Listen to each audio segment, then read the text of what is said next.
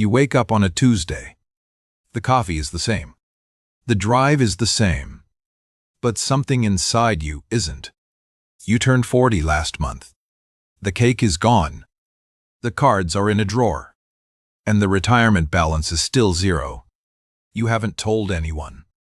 Not your wife, not your brother, not the guy at the gym who keeps bragging about his index funds. There's a particular kind of silence that lives inside a 40-year-old man with nothing saved. It isn't loud. It doesn't scream. It just sits in his chest, waiting for him to do the math.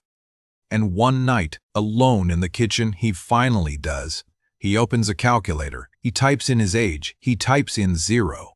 And the room gets very quiet. This video isn't here to shame you. It isn't here to scare you into buying something. It's here to tell you the truth about what actually happens next. Because hitting 40 with nothing isn't the end of the story, but it is the start of a very specific psychological pattern, and if you don't see it, it will run your next decade for you. I'm Leo, and tonight we're going to walk through this slowly. No yelling, no fake urgency, just the real terrain of what's actually happening inside you. The first thing that happens isn't financial, it's emotional. A quiet shame settles in, and it begins to shape every money decision you make from this moment forward. You start avoiding statements. You skip the mail. You close the banking app before the balance fully loads. The avoidance feels like protection, but it's actually the trap tightening. Psychologists call this financial avoidance. The brain treats the empty account like a wound, and the wound feels safer when it's hidden. So you hide it. From yourself, most of all. Meanwhile, the calendar keeps moving. 40 becomes 41, 41 becomes 43, and the gap between where you are and where you should be widens quietly behind your back. Here's what nobody tells you about being 40 with nothing. The money problem is the smaller problem. The identity problem is the bigger one.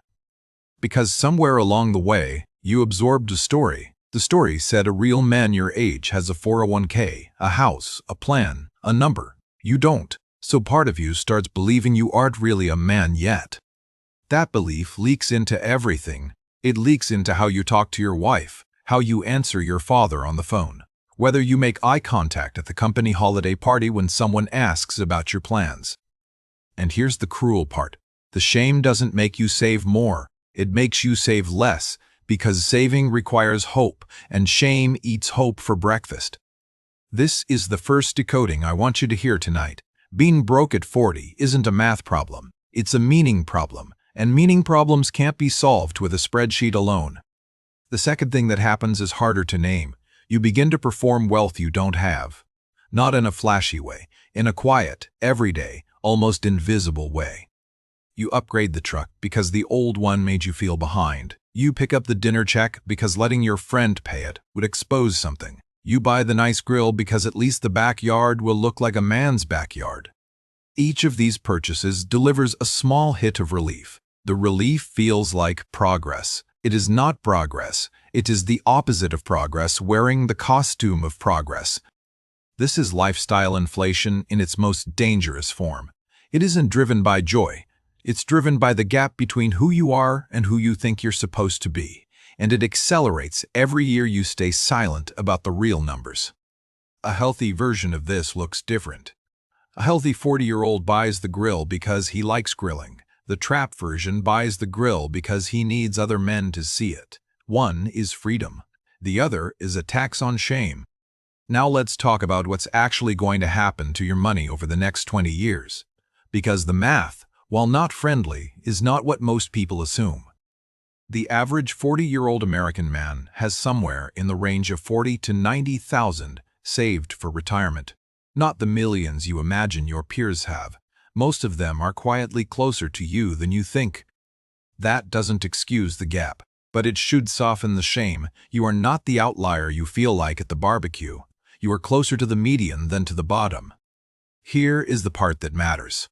From 40 to 65 is 25 years. 25 years is enough time for compounding to do real work, but only if you start the clock. If you save $1,000 a month from 40 to 65 at reasonable historical returns, you land somewhere meaningful, Not yacht meaningful, but dignified retirement meaningful. The kind that lets you stop trading your body for a paycheck. If you save $1,500 a month, the picture changes again. The number is not magic. The consistency is the magic. The boring monthly transfer is the magic. And this is where most men get stuck. They look at the gap and they think, what's the point? The point is that something is wildly different from nothing, and late is wildly different from never. Let me name the third thing that happens. You start hearing a voice that says it's too late. That voice is lying, but it's lying in a very convincing voice. The voice sounds like your father, or your old coach, or a stranger on a podcast. It tells you the window closed at 35 and now you're just pretending. Do not listen to that voice. The window did not close, the window narrowed. There is a real difference between a narrow window and no window, and that difference is the rest of your life. I want to pause here for a second. If you're watching this and any part of it has hit a nerve so far, I want you to do something for me. Drop a comment below and tell me where you actually are right now. You don't have to share a number. You don't have to be brave. Just a sentence, 42, 0 saved, terrified, or 38, behind, finally paying attention, or 47, restarting, scared but in. Because somewhere in the comments of this video is a man who feels exactly like you do tonight. And the only thing that makes that man feel less alone is your honesty in a sentence. Your story isn't just your story. It becomes oxygen for the next guy who scrolls down. Sometimes a stranger's comment is the only permission another stranger needs to start.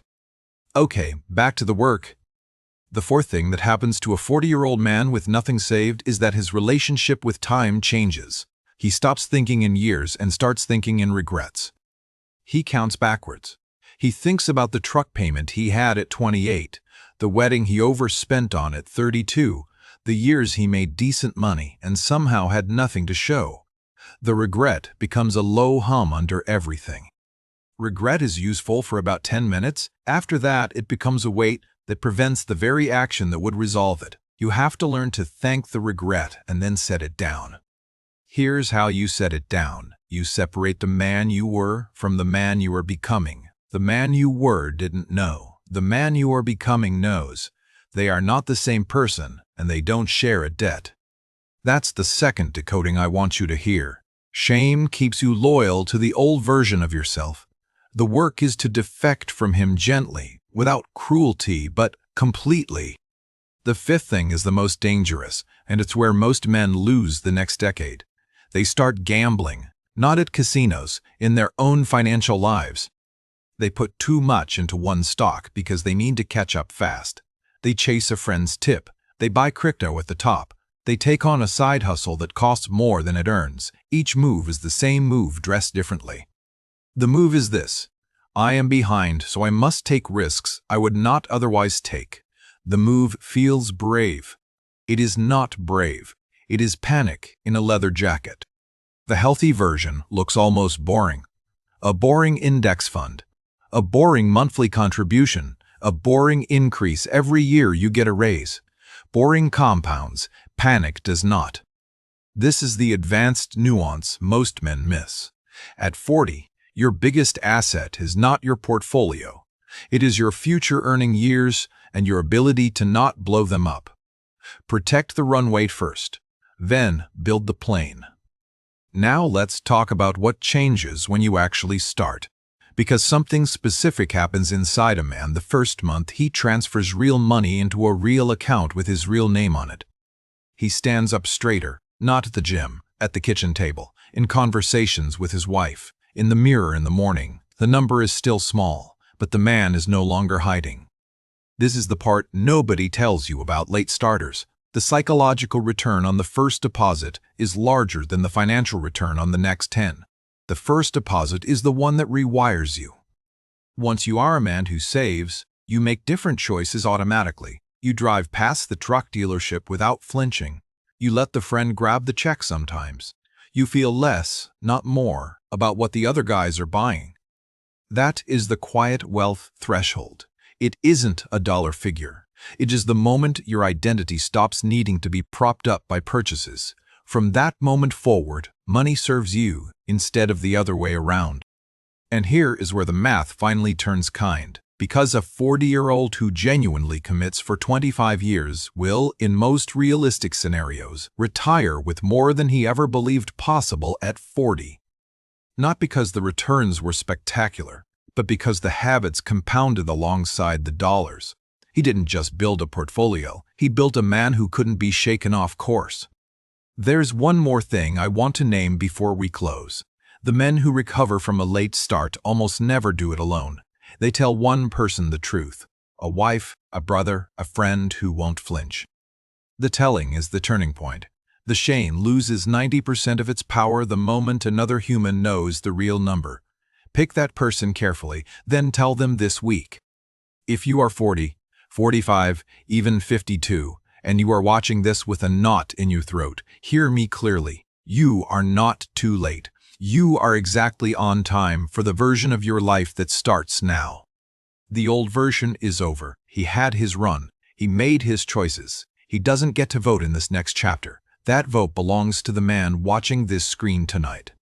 If this video helped you tonight, even a little, do me one small favor. Hit the like button. It's a quiet signal that tells the algorithm to put this in front of another 40-year-old man who needs it. Then subscribe and turn the bell on, because the channel exists for men exactly like you, and I don't want you to miss the next one when it lands. And drop a comment. Tell me which part hit hardest, the shame at the kitchen table, the truck, the voice that says it's too late. Whatever it was, name it. Naming it is half the work. Thank you for being here. Thank you for sitting through a hard topic without flinching. Thank you for being the kind of man who looks at the truth instead of away from it. Next time, we're going to walk through the 5 money moves that quietly separate the men who recover after 40 from the men who never do. They are smaller than you think, and one of them costs nothing at all. Until then, breathe. Stand up. Open the account. The next 25 years are still yours to write, and the first page begins the moment you decide it does.